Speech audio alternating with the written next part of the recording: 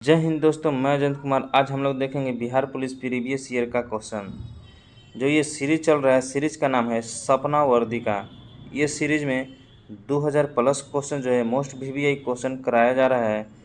आप लोग जो है से इस सीरीज का सेट 1 से 9 तक देख चुके हैं। तो अब जो है सेट नंबर 10 यहाँ पे देख सकते हैं। तो चलिए देखते हैं सेट नंबर 10। ये जितने सारे क्वेश्चन है ये जो है 10 वर्षों का जो है प्रीवियस ईयर क्वेश्चन है। ये 10 वर्षों से लगातार जो है बिहार पुलिस एसआई में पूछा जा चुका है क्वेश्चन। ये देखिए, ये जो सेट रहने वाला है 50 क्वेश्चन का रखने वाला है। कितना का सेट रहने वाला है? 50 क्वेश्चन का। आपका जो है 50 क्वेश्चन में से 30 प्लस आपका स्कोर आ रहा है, तो समझिए कि आपका जो है सपना वर्दी का पूरा हो गया है। तो आप लोग जो है अपना लास्ट में कमेंट बॉक्स में अपना ज़रूर स्कोर बताएंगे कि टोटल 50 क्वेश्चन में से कितना हो पा रहा है। और आप लोग से एक छोटा सा और रिक्वेस्ट है, आप लोग जो है वीडियो को अंत तक देखें, ठीक है?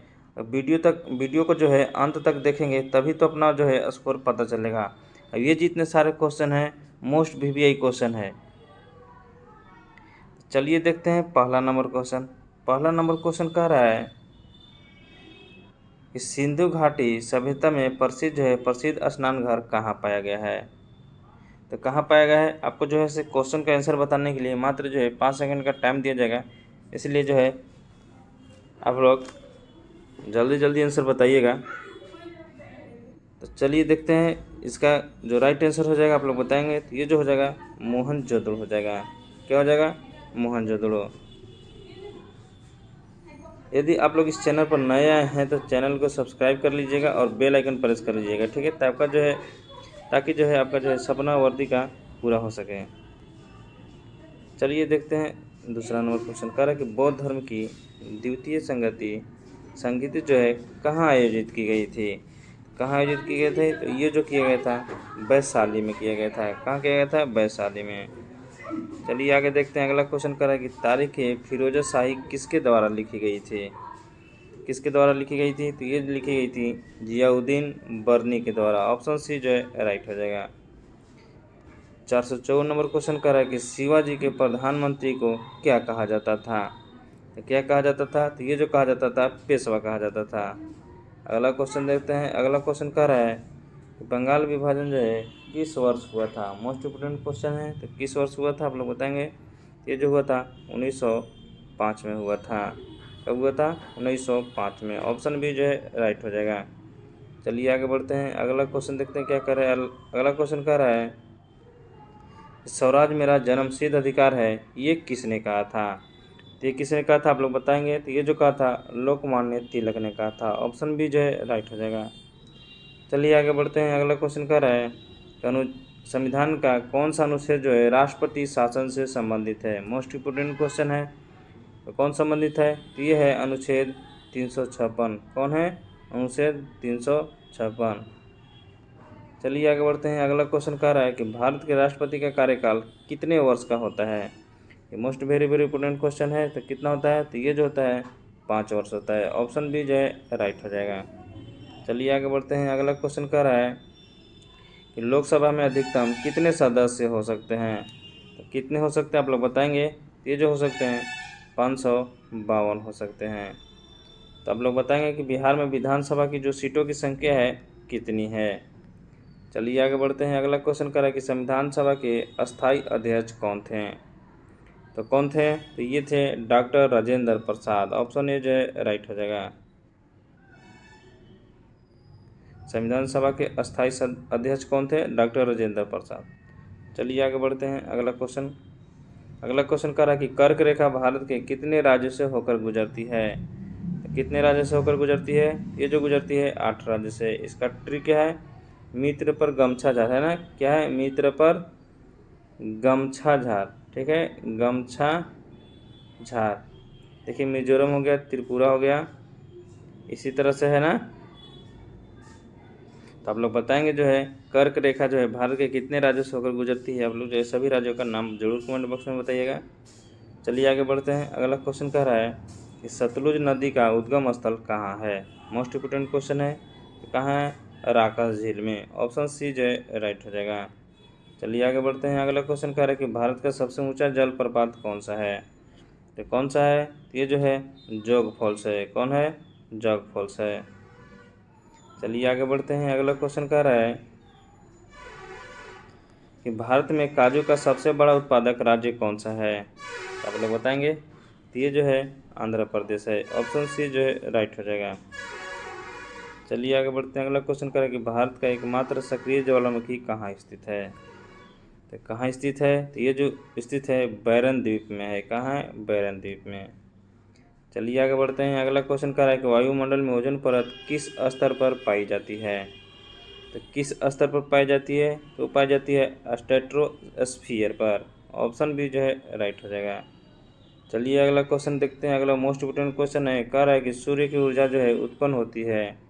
तो ये कैसे होती है? तो ये जो होती है नाभिकीय संलयन के द्वारा। कैसे होती है? नाभिकीय संलयन के द्वारा। चलिए आगे बढ़ते हैं। अगला क्वेश्चन देखते हैं। अगला क्वेश्चन कह रहा है कि न्यूटन का जो है तीसरा नियम क्या दर्शाता है। तो न्यूटन का तीसरा नियम क्या दर्शाता है? आप लोग बताएंगे। तो ये जो दर्शाता है हर क्रिया की समान व विपरीत प्रतिक्रिया हो। इसका एक एग्जाम्पल है रॉकेट। क्या है? एग्जाम्पल है रॉकेट। जितने पीछे तेज़ी से धुआं फेंकेगा उतने ही तेज़ी से क्या है आसमान में वो जाएगा। चलिए आगे बढ़ते हैं। अगला क्वेश्चन देखते हैं। अगला क्वेश्चन कह रहा है दर्पण में वास्तविक और उल्टी जो छवि है किस प्रकार के दर्पण में बनती है। किस में बनती है? तो ये जो बनती है अवतल दर्पण में बनती है। चलिए आगे बढ़ते हैं। अगला क्वेश्चन कह रहा है कि शुद्ध जल का पीएच मान कितना होता है। आप लोग बताएंगे। ये जो होता है 7 होता है। कितना होता है? 7 होता है। चलिए आगे बढ़ते हैं। अगला क्वेश्चन कह रहा है मोस्ट इम्पोर्टेंट क्वेश्चन है कि दूध में कौन सा अम्ल पाया जाता है। तो कौन सा अम्ल पाया जाता है? आप लोग बताएंगे। ये जो पाया जाता है लैक्टिक अम्ल पाया जाता है। कौन पाया जाता है? लैक्टिक अम्ल। आप लोग बताएंगे कि मधुमक्खी का डंक में जो है कौन सी अम्ल पाई जाती है। चलिए आगे बढ़ते हैं। अगला क्वेश्चन कह रहा है कि हाइड्रोजन का रासायनिक प्रतिक्रिया है। ये सभी को पता होना चाहिए। तो हाइड्रोजन का जो है H है और हाइड्रोजन क्या है? सबसे हल्की गैस है। लेकिन आप लोग बताएंगे कि गुब्बारा में कौन सी गैस भरा जाता है। चलिए आगे बढ़ते हैं। अगला क्वेश्चन कह रहा है कि पत्तियों का हरा रंग किस कारण होता है। तो किसके कारण होता है? आप लोग बताएंगे। ये जो होता है क्लोरोफिल के कारण होता है। किसके कारण होता है? क्लोरोफिल के कारण होता है। अगला क्वेश्चन कह रहा है कि मानव शरीर में पाचन की शुरुआत कहाँ से होती है। कहाँ से होती है? तो ये तो होती है मुख से होती है। कहाँ से होती है? मुख से होती है। चलिए आगे बढ़ते हैं। अगला क्वेश्चन कह रहा है